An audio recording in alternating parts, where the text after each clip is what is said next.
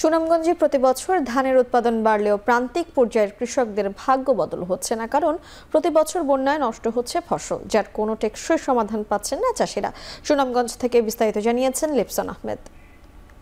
তো এই জেলা প্রায় ৮৩,০০০ হেক্টরের উপরে কিন্তু আসলে আমন ধানের রোপণ করেছেন এখানকার কৃষকরা, যা কিন্তু আসলে গত বছর থেকে প্রায় ৩,০০০ হেক্টর বেশি। আমরা যদি গত বছরের কথা বলি, গত বছর কিন্তু প্রায় ৮০,০০০ হেক্টর আসলে ধান এখানকার কৃষকরা রোপণ করেছিল। তবে চলতি বছর প্রায় ৮৩,০০০, অর্থাৎ ধানের যে রোপণের যে উৎপাদন সেটা কিন্তু আসলে বৃদ্ধি পেয়েছে। প্রথম অবস্থায় কিন্তু আসলে মহাজনের কাছ থেকে চড়া সুদে ঋণ নিয়ে কিন্তু আসলে এই ধানটি রোপণ করেছিল। পারিবারিক যে খাদ্যের যোগান সেটা কিন্তু আসলে এই ধানের যে লাভের অংশটুকু থেকেই আসে, যার ফলে কিন্তু আসলে তাদের খেয়ে বেঁচে কিন্তু তাদের যে ভাগ্য বদল সেটা কিন্তু আসলে কোনোভাবেই সম্ভব হয় না। আগাম জাতের যে ধানগুলো রয়েছে সেগুলো আসলে যদি কৃষি বিভাগ থেকে তাদেরকে পরামর্শ দিত কিংবা মাঠ পর্যায়ে যদি তাদেরকে বলা হতো, তাহলে কিন্তু তারা কিন্তু সেই ধানটি আসলে মূলত মাঠে রোপণ করতেন, যার ফলে যদি বন্যা আসার আগেই যাতে তারা এই ধানটি গড়ে তুলতে পারেন সেটাই আসলে তাদের মূল লক্ষ্য ছিল। তাহলে কিন্তু একদিকে তাদের বন্যার হাত থেকেও তারা রক্ষা পাবেন, অন্যদিকে তাদের যে লাভের অংশটুকু আসলে আর মহাজন কিংবা অন্যান্য দিকে খরচ না করে তাদের ভাগ্য বদলে আসলে এই টাকাটা তারা আসলে খরচ করতে পারবেন। তো এই ছিল সুনামগঞ্জের